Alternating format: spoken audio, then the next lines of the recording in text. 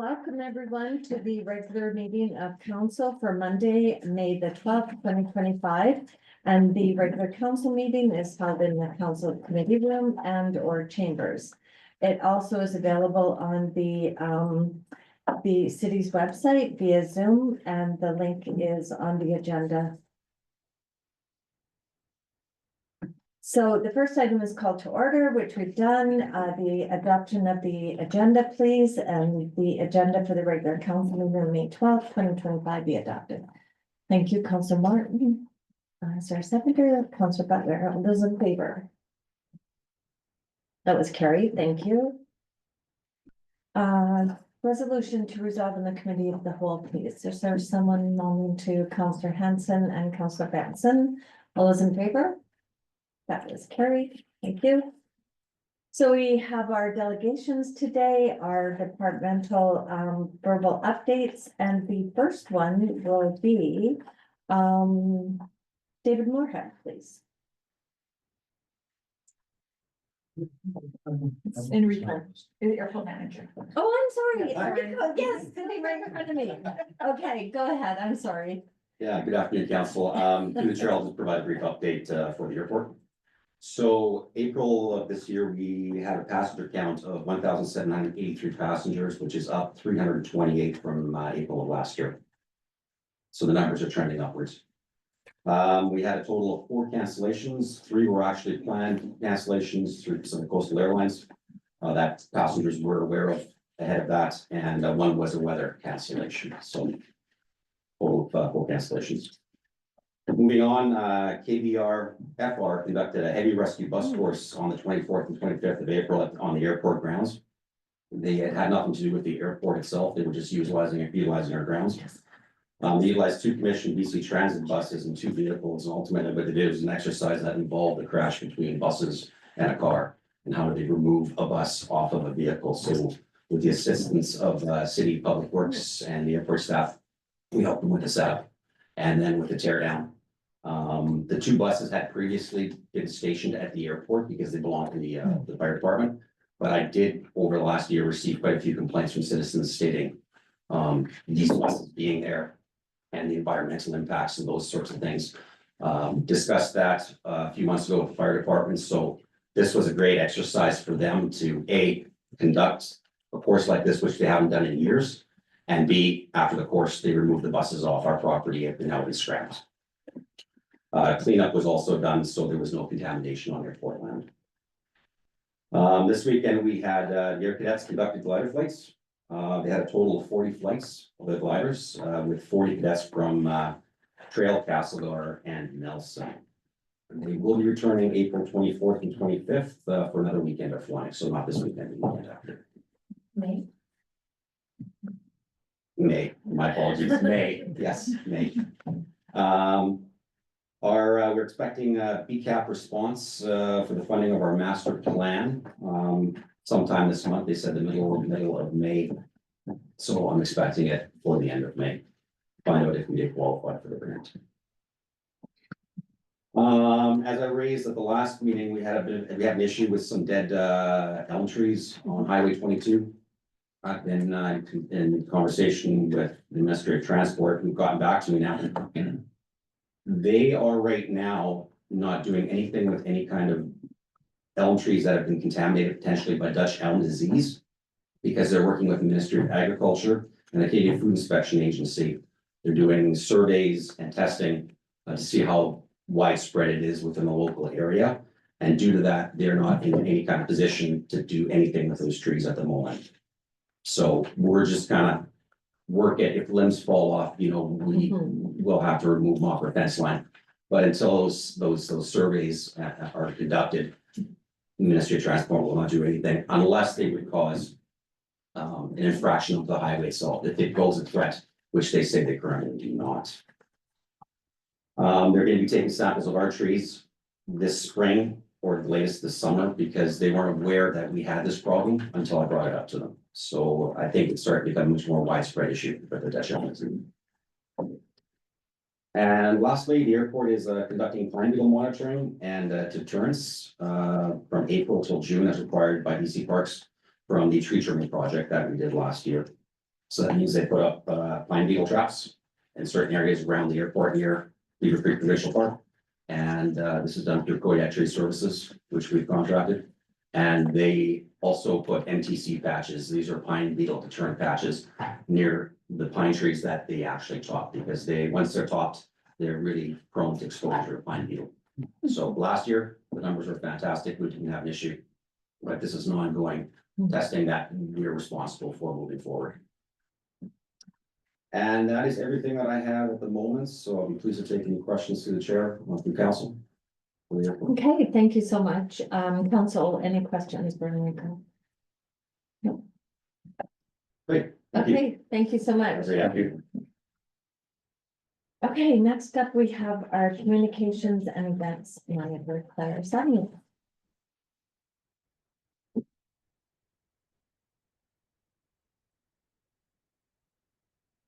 Hey, thanks for having me here. We're working toward the final content for the annual report. Aiming for deadline June 4th. We had a very successful event and we'll send at Silver City Days. We'll send a brief post-event survey to sponsors, partners, vendors, and volunteers to contribute to our evaluation and planning for next year. Got some great photos cataloged as well. We're almost ready to publish a couple media releases about the major projects happening. I'm in communication with the VP operations at local on the downtown revitalization projects. And with the manager of facilities, maintenance, Brendan Oglo at the TMC project. There's some great news in the pipeline, and I'm also happy to report that we are still receiving regular media inquiries. And we respond timely to ensure transparency and build trust. I've been working on a couple promo items sourcing for the Pacific Coastal Airlines Golf Tournament with the airport committee. Of course, the website RFP is very important, and we need to get that out as soon as possible to address our various website needs.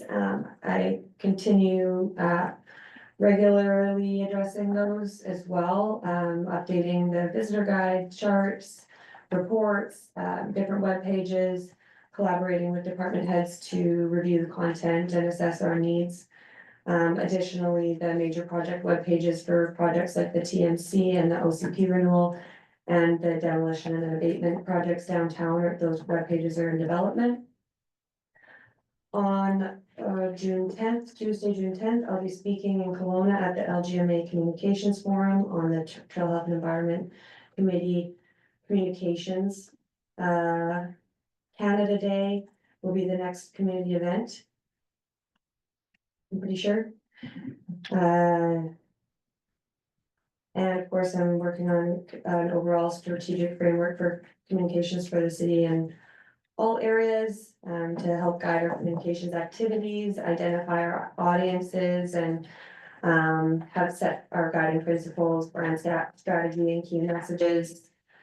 And with all of that, I still haven't brought up any social media. As you know, there's multiple city accounts that I manage. This is going to be addressed as part of the strategic framework.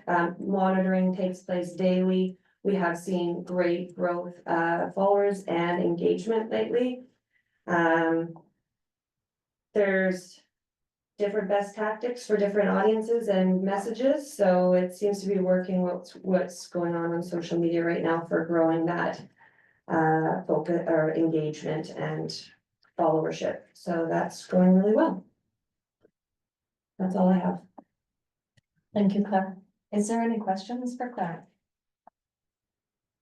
Okay. Great work, thank you. Thank you.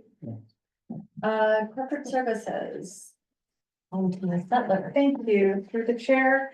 I don't have a lot to report other than, last week I attended the, LGMA, conference, which is the east and west side of the LGMA chapters come together once a year.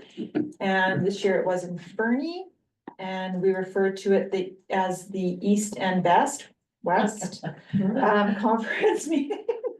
Anyway, I wanted to thank council for letting me go. It was excellent. A couple of really interesting discussions, one from Blair Weston of Fortis BC, talking about the challenges around energy delivery and how Fortis has their cup full in Christina Lake, which is an issue, and also in Kelowna. So some really interesting things there where Kelowna is now building towers like downtown Vancouver, but they actually don't have the grid to service them. So there's a lot of things going on there, which I found really interesting. And of course, a lot of that has to do with building the stations and people not wanting those stations in their backyards, but they want the power. So yeah, so it's happening all over our area, unfortunately, that it's becoming an issue. The most incredible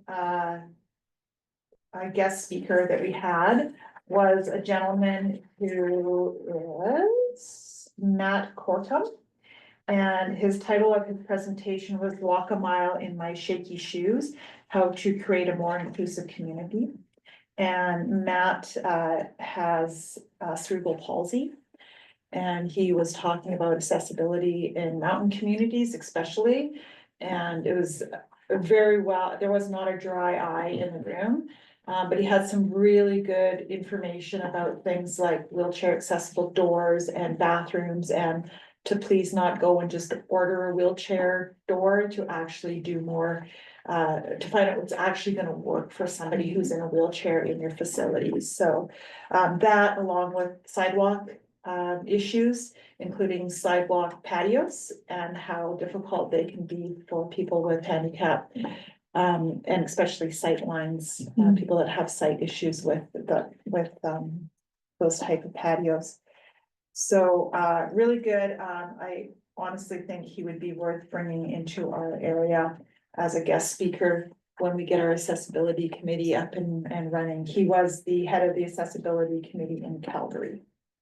So anyway, there's lots of really good learning, many more things. Jared and I both attended, and it was great to see Jared making those connections with other people.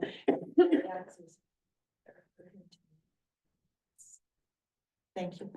That's all I got. Any questions for me? No, I mean, no questions? Okay. Thank you, Tracy. So on to our Museum Archives and Visitor Center manager, please, Sarah. Hello, our guides have arrived. If you'd just like to take one and pass it down.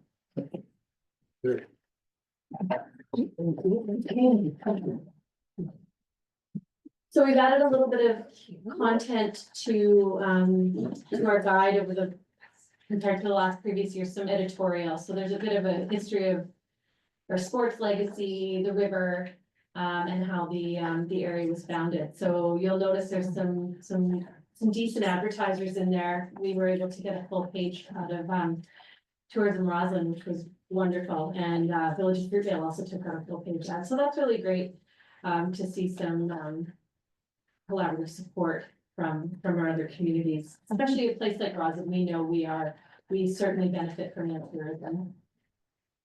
So those are there. Claire and I do plan to start this a lot sooner. As you may or may not know, we collaborate with Black Press on this, so with the folks at the Trail Times. But this was too quick of a turnaround for us. It was a matter of days, which is just a little bit tight. So we'd like to spend a little bit more time on perhaps finding more local advertisers, especially. Our summer students started their work terms last Monday. So last week was about training and sort of that in-doc, getting them oriented with the facility and all of our safe work procedures that apply to the work that they do. And our work plans have been developed. So we do have a returning student, Zoe Davies, so she could dive right in and get back to what she was doing. And now that the guides are here, she's got a lot of mailing to do, because these go far and wide. We are a part of a provincial distribution network who submit requests to us, and we mail those out. So part of what we budget annually is for postage. We had no issues during Silver City Days, especially Saturday, so I wanted to share that. That's great news. We've had a few issues in the past. Having security in the building is certainly a benefit to our Saturday, library employees because we don't have any museum staff on. We did it this past weekend. So that was really great. We do track our door counts every year, and Silver City Days, Saturday is always our busiest day of the year. But it did drop. In 23, we had 1,024. In 2024, we had 905. And this past Saturday, we tracked 771. Now, I don't attribute that to less people. I attribute that to the weather being a little bit cooler and perhaps less inclination to come inside to calm your kids down, get a drink, whatever. I think people just were more comfortable being outside. So I don't necessarily think that's an indication of lower numbers at all. Certainly not with the amount of folks in the parade. 79 total in the parade. I have to confirm that today. And the Home of Champions bios are now up on the trailsportshistory.ca. That's the website we use. The Historical Society actually owns that website, but it's a comprehensive history of all the different sports and trail. But that's where all the nominees and the inducted into the Home of Champions, their bios are there. So those are up. And lastly, we will be closed this Saturday. Being closed on some long weekends supports the library's annual staffing budget a little bit. And we know on May long weekend, it's kind of crickets around here, especially with all the sports still at play. I know there's a lot of people away. So we kind of sacrificed the Saturday of the May long weekend and closed to give staff a lot of time, more time off.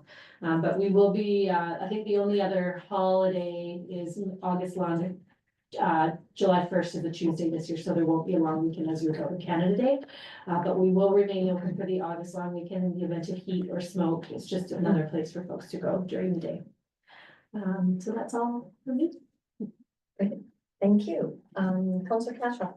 Just a comment, I just want to, on behalf of the Greater Trail, Home Champions, acknowledge Sarah's help. Tremendous amount of work done on the bios, working with the inductees and the nominees and doing her research. They were succinct, but they were just absolutely perfect, spot on, and the feedback we got was phenomenal. So thank you for that, and thank you for the help that you gave me with my speech. No So I really appreciate the help. So thank You're you. most welcome, Councillor Cashel. And I did receive an email from Daryl Scottolero, who is Duke's son, who sent another big thank you. They felt very, very welcome at the event, and it was a family reunion for them. They had folks coming from all over. Maybe that's another thing to mention. This event is really important for that very reason. The amount of people that traveled here, even previous inductees who had no connection to anyone being inducted on Thursday night, chose to make the trip and travel in. And I think Sandy can agree. We put out an extra probably 20-25 chairs, just the amount of folks that turned up. It was a wonderful, very heartwarming event. So It was great. it was awesome. It was really awesome to see all those families and friends and neighbors and being a part of it. It was great. Okay, if there's no other questions, thank you so much, Sarah. Very welcome.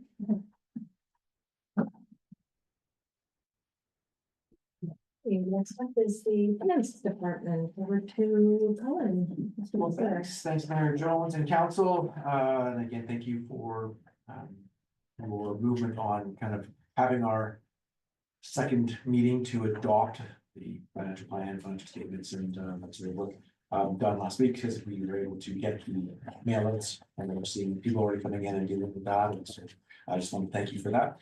That part is complete, but then there's sort of a provincial reporting piece that we're now underway. We have until the 15th to make sure that we've got that all in. We've got 99% of it done, and so hopefully the next couple of days we'll finish up the last bit, and then we will be clear for 2025 for those reporting pieces. Until we get to June here, where we have to have the social report, a statement of financial information, as well as the annual report. So those will be completed for council to review, probably in the last meeting in June as well.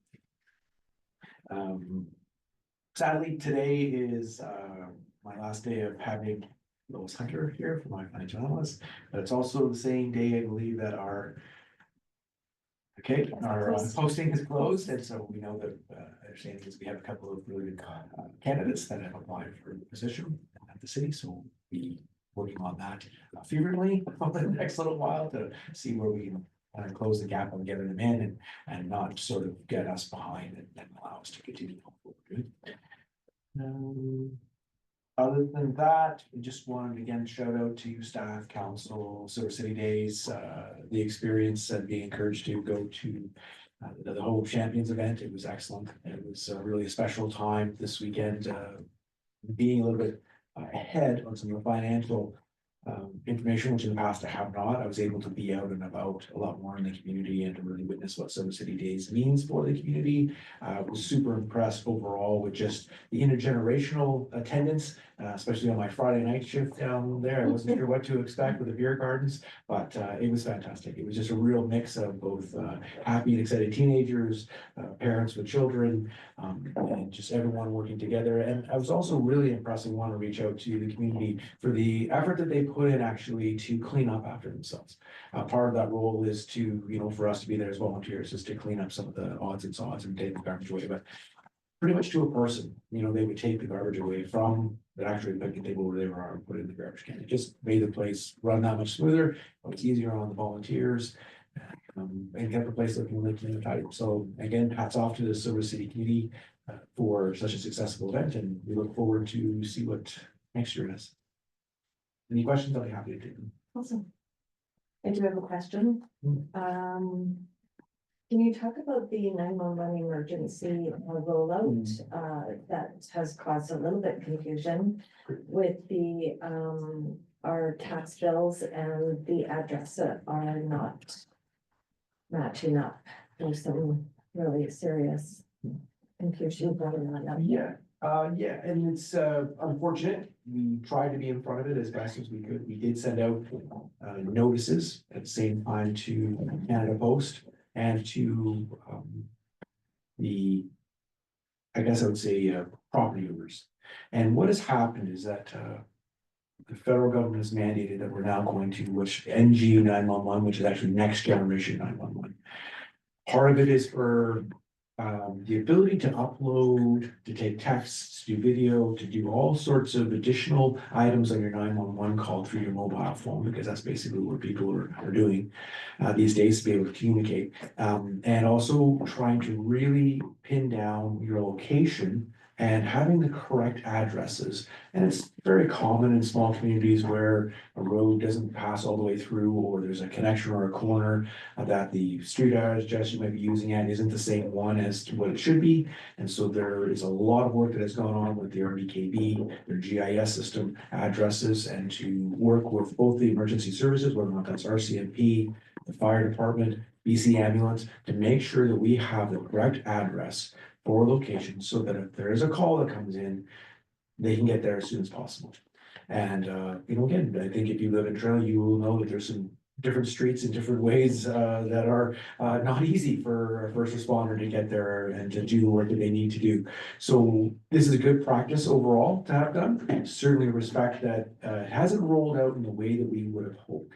And that is that we created information for the homeowner. That information was not only passed on to Canada Post, but it was passed on to other entities. So, for example, to RCMP, to the ambulance, to Fortis, and BC Assessment. So, in taking that information and the changes, there was an expectation that at the same time that those entities, BC Assessment, Fortis, etc., would update theirs, which they tend to seem to be a bit faster than Canada Post has. So, we sent out about 300 letters. Found out that we had 19 address changes by Canada. So in doing that, that has caused some difficulty for people, but there's no reason, and I know that we've already had community members that have been challenged whether or not they're trying to get their homeowner grant or different things, that we're able to assist them by following up wherever, to kind of make sure. For the most part, it's been as easy as, well, yes, it might say your old address on this part, but then your new address is here. You should have that information because it's only the cover the 300. Because there's 600 in total apparently in the trail area that we need to do, but we stop once we found out that this is what's transpiring. But we are able to work with entities. I do know that we've had some mail returned because the addresses were changing when we changed it. And our engineer has actually been hand delivering those ones. We don't have a lot, but we're hand delivering them. Mhm. And again, we're already ahead of the curve. Usually you're not even sending them out for another week. So at least there's another good thing there. We've got a bit more time on getting those tax notices out to individuals. But if they're having a challenge and they're trying to deal with, say, with their homeowner grant, and something's happening, city staff are more than willing to help out and see, how we can assist. We have, again, held off, we have given all of the address changes to Canada Post. Now, there's a threat of a strike going on. I did hear that they made no movement between the two groups on the weekend, so that doesn't bode well. But we have given all of the list of changes to Canada Post. They are going to confirm back to us that they have made those changes, and then we will send out the information to the other parties to update the addresses to be accurate. It doesn't take them very long, it takes Canada Post. But once we get the confirmation from Canada Post, then we should be in sync. Probably should have done that. But there was sort of an understanding that they would make the changes. There wasn't a case of, oh, hey, we can't do this, or we're not gonna do this. So anytime we've had changes before, and I guess granted, you wouldn't be adding out 100 or 200 at a time. There might be a handful, or here's an address change, not at this size. But we think that we've got it under control. We're hoping that we're able to facilitate that as we go forward. But no letters will go out to the remaining 300, and plus I think we will send another letter out to the other groups, even though they have got it. Once we get the confirmation from Canada Post, if they have updated the changes, then we will make sure that that should close this circle. Okay. Any questions from council? Councilor Hanson? I was just gonna say, I think it's great that they're getting updated because there's a lot of confusions and inaccuracies between BC assessment, mailing addresses across the board, something I find daily in my day-to-day with work. So it's nice that they're all gonna be on one system, and of course, just takes time for everybody to get on the same page, so it's nice to see them being updated, and I can see where, when you have individuals that have relocated here for work, not knowing that Tamarack has 4 sections of Tamarack, or, one of the properties is on Pine, but you have to access it through, or on Short Street, but you access it through Pine, so it's just nice to see that kind of getting more aligned with actually being able to locate the properties. Yeah, and doesn't mean, councillors, that there isn't something gets missed or the other piece. This didn't go as well as we had planned out, even so sometimes you plan for things, but not successful. So we sort of regrouped and hopefully will limit any as much as possible that disruption that happens with those changes. We know that some people are happy that they've always been at this address for a long time and then now over here, but at least now if they phone 911, there should be a person arriving as fast as possible. Okay, great, thank you, Mr. McClure, on that explanation. Yeah, I ran into a few people on the weekend that were wondering where they actually lived. Okay, and again, thank you everyone that came and did the departmental reports. I always really appreciate the updates from everybody, and it's just good to have you here and talking about the work that you do. So we are moving on to item number 6, and that's the staff reports. And the first one we have is the monthly bylaw enforcement report for April 2025. Is there someone that would like to move that report, please? Councillor Martin, all those in favor? That was carried, thank you. Can I speak to it now? Oh, Mr. Chair? sure, absolutely, go ahead. Just a question on animal. There's 6 reports on animal. I guess my question is specifically dealing with aggressive dogs at large. Has our bylaw received training in that capacity? Yes, they have received their animal control. I think they're done their courses. Okay, But this isn't necessarily that. I'm gonna tell you a lot of it is, as I reported last time, people not picking up after their dogs. yeah, no, I agree, but I guess the one that I'm more concerned about would be the safety of the bylaw officer, and that would be the dog that would be potentially a harmful dog. Mhm. So they have had training. What happens if there is such a case where there's a dog, what they're dealing with, that is aggressive? What do they do with it? Do you know, what's the procedure around that? Well, that's the problem that we have right now, and we're gonna have to redo our animal control bylaw, so that's our next step in this. We need to find a kenneling service, so if we do pick up a dog, we have to be able to take it someplace.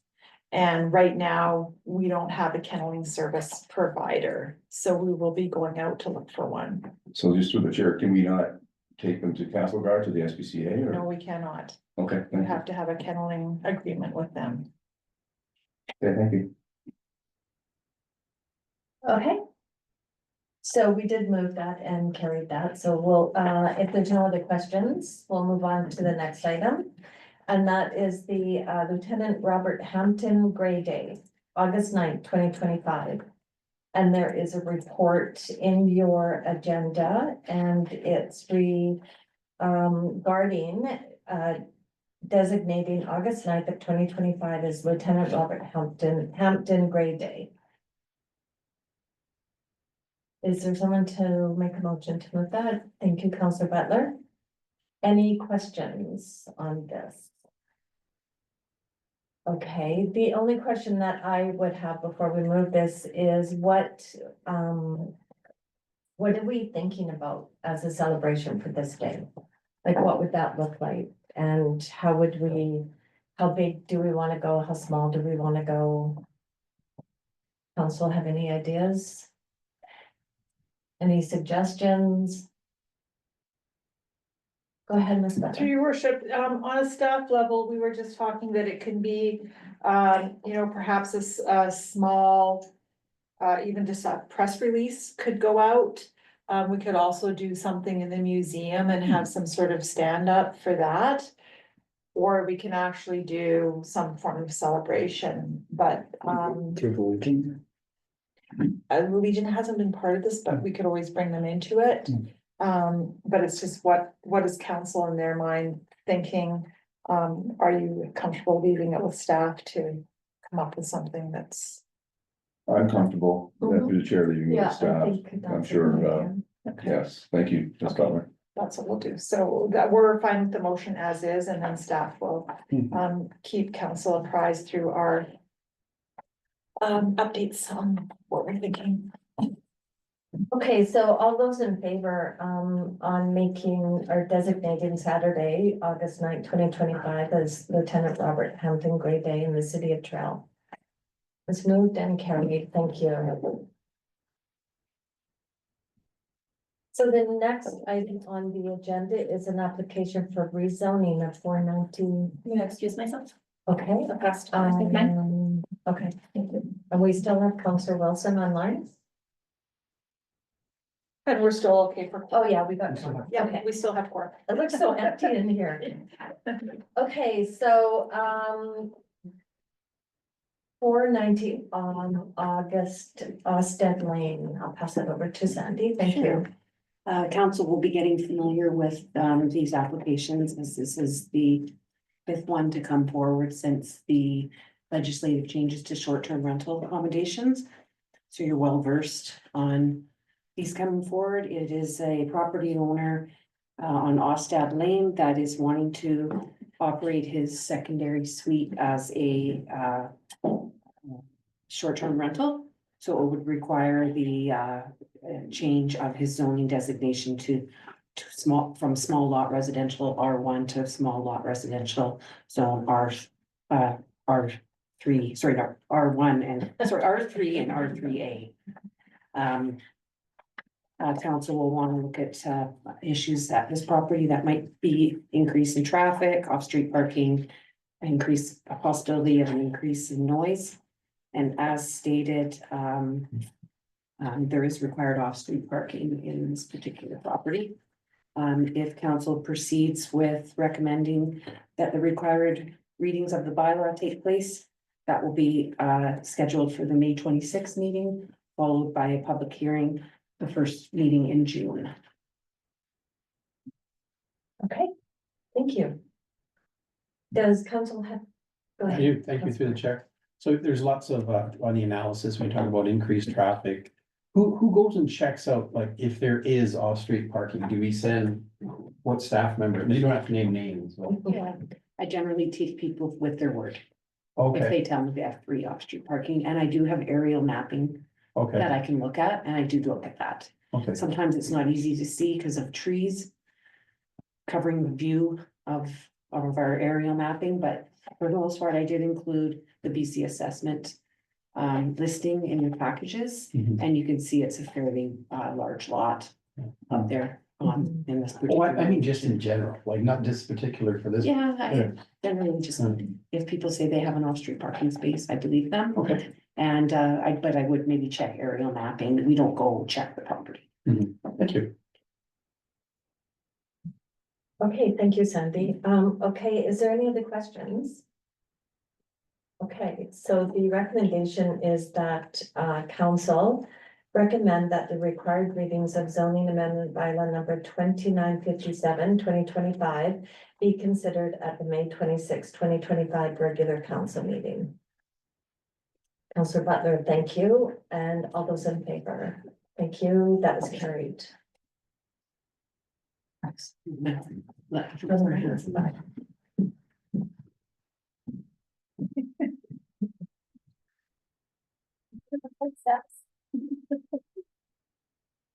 We have an unsightly premises at 798 Short Street and a report from the manager of legislative services regarding the condition of the property. Yes, so Go this is ahead, a property that has gotten into quite a bit of disarray. As you can see from the photographs attached to your reporting.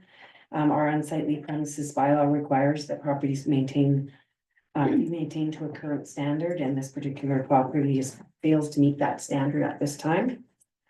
I've provided notice to the property owner that we would be advancing the matter, and I'm requesting that council allow the matter to be brought forward later in the regular meeting so that the 30-day deadline for compliance can start ticking.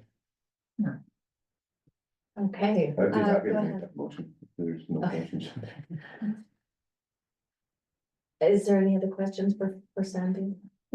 Sorry, just clarification, we're deferring this till later in, No, It'll come up in the regular meeting. you're passing a Now? committee of the whole, and then but it'll come up instead of again. another 2 weeks going by to affirm the resolution. Right, I would okay, like to do it this okay, evening. just if I can speak to it, you know what, I went and actually drove by the property earlier today just to investigate it, and I did chat with some of the neighbors, and this has been an ongoing issue with this property for apparently 3 or 4 years. And I've also been made aware that the property owner has been aware that there's been issues for 3 or 4 years, and it is a tenanted property.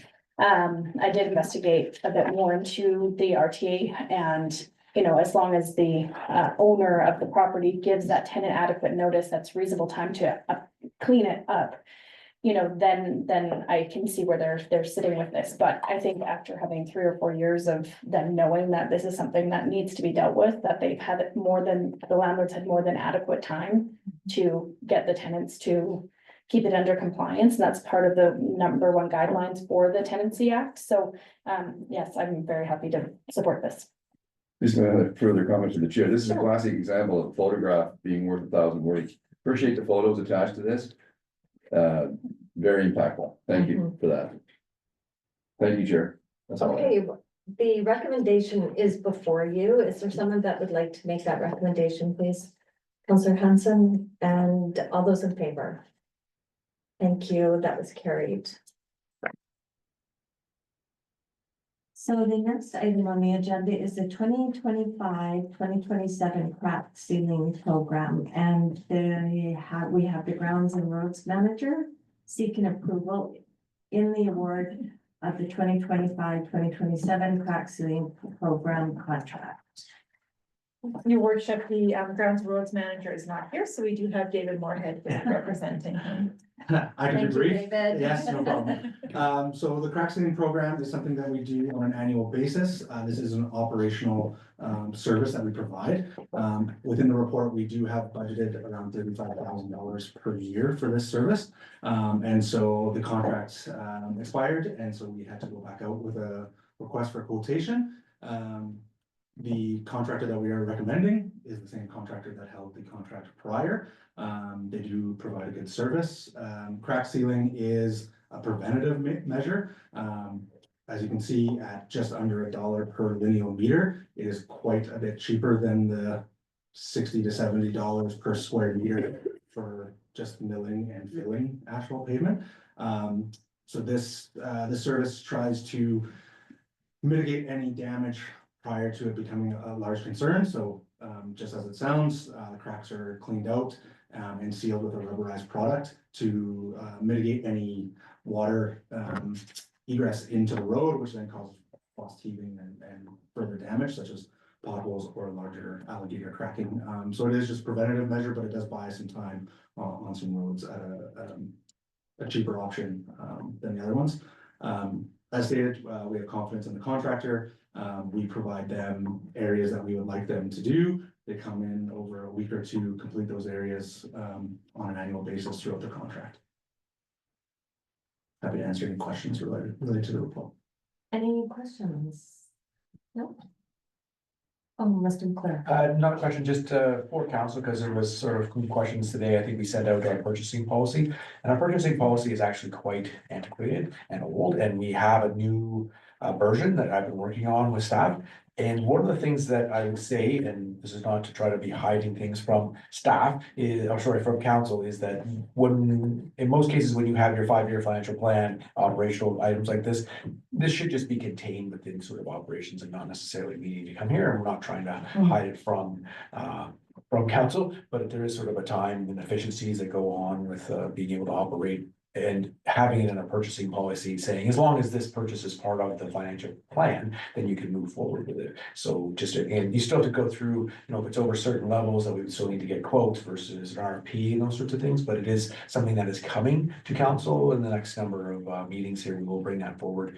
Have it at a committee of the whole, look at our new purchasing policy. There's also some questions these days about, what do you put in for Buy Canadian? UBCM has done a bunch of work on, some wording that can go into our purchasing policy. So those are some of the items that we will bring forward. Council will have an opportunity to review it, and hopefully we'll have something that I think as well provides some levels of authority, and I say spending authority for our staff. That means that we can be a bit more nimble and effective.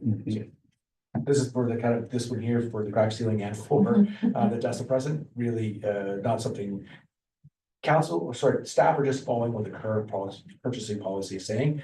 Just noticing that as we go forward, items like this that are probably take a bunch of time of staff, but are not at as high a priority for council to approve will not be coming forward sometime in the future, if you approve the policy.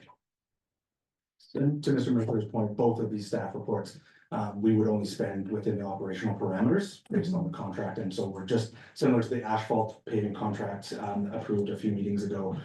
We're just looking at setting the rates that the contractor would charge so that we can budget out accordingly through the year. Okay, if we're ready for the recommendation is that council approve the award for the 2025-2027 crack sealing program contract to Back to Black seal coating and crack sealing to a maximum amount of $35,000 per year inclusive of GST. Council Martin, all those in favor? That was carried, thank you. And are you going to speak on the next one as well? Okay, and the next one is the 2025-2027 dust suppressant program. Thank you, Chair. So yes, this is very similar, another operational program that we provide through Public Works. Through the months of May and into early June, Public Works, the Grounds and Roads Department will grade and fill any gravel lanes that we have throughout the city to rectify any routing or potholing that was done through the winter. At the conclusion of that, we do spray a dust suppressant material on the alleys. This is, just as the name implies, try to reduce the amount of dust that is generated through ordinary traffic through those lanes. The contract is for 3 years to try and provide some price stability. The contractor that staff is recommending is also the contractor that has done it for a couple of years, locally based out of Castlegar. So they understand the program and the materials required. As you can see there, we do Invoice Tech Resources Limited for 50% of this contract in each year as part of the Trailhead Environment Program.